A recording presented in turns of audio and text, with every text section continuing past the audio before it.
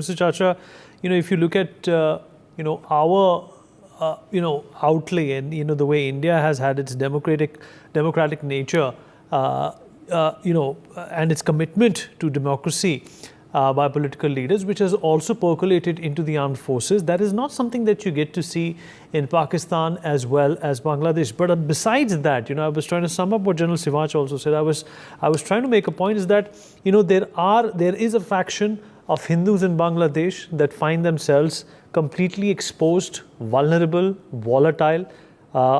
Forget about the world, Mr. Chachra. What is India supposed to do for them at this point in time? Vineet, it's good to, at the current conjuncture, thank you for having me, at the current conjuncture where Bangladesh is, it's good to analyze this from a few different vantage points. It's important to understand the issue. And that is what I will try and put here in the limited time that there is. Firstly, I think first on the student question and the youth question. There is a social euphoria, mostly among the youth. They sometimes even are calling it the second liberation or the rebirth of Bangladesh. And that's very strong in the country. I've been talking to a lot of people there. Youth, and having said that, there's a demographic question in Bangladesh. 28% of Bangladesh's population are between 15 to 29 years old. And obviously, a demographic dividend, aspirational dividend, places a whole, gifts the country with a whole range of aspirations. So that's there. But in these last years, if you look at it, precisely the last 5 years after the Ukraine war and the fallout that Bangladesh has gone through, and an economy which has been, in a sense, struggling, given that it was largely export-led economy at the back of garments and others, you see rising unemployment.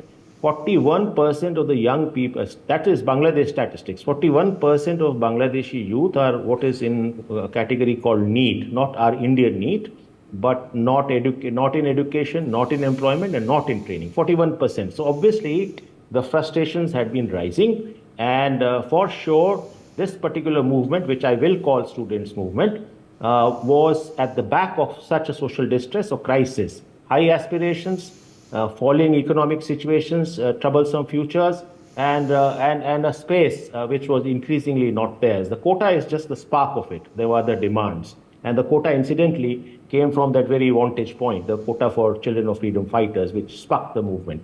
Now, obviously, as has been mentioned by other speakers, during these protest moments, regressive forces, few have been named here, have also joined in. Opposition forces have also joined in.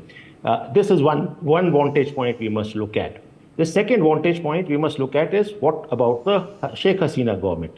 We cannot forget that in the first 10 years of a elected rule, as a country and economically and socially, Bangladesh did well, as General Sivach was speaking to it. The GDP picked up. It was an average GDP of 6 to 8%. Social progress indicators were very good and celebrated globally, whether it's health, whether it's education, whether it's gender.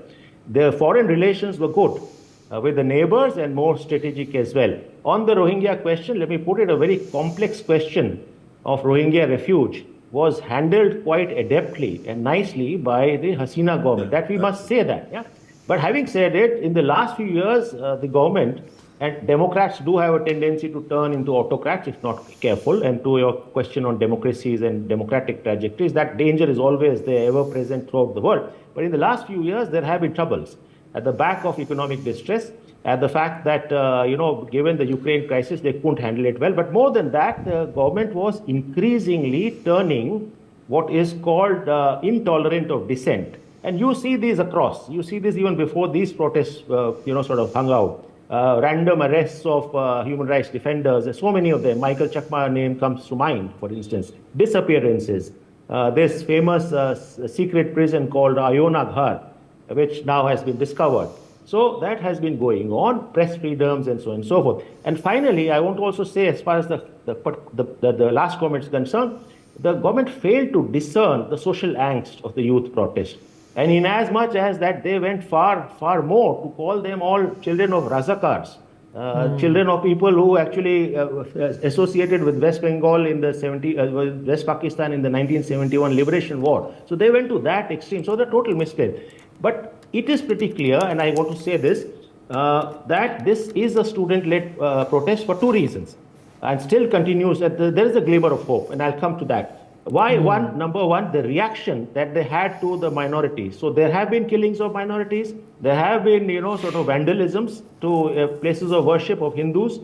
But the reaction after the 5th, the human encirclement and chains which students are forming to protect Hindu houses, to protect religious places of worship, is a demonstration that the right-wing forces, fundamentalist forces, have not totally taken over the protest, which they tend to do. And secondly, the installation of the interim government itself, Right, sir. the composition of the interim government. But one last quick thing, but there are dangers that await.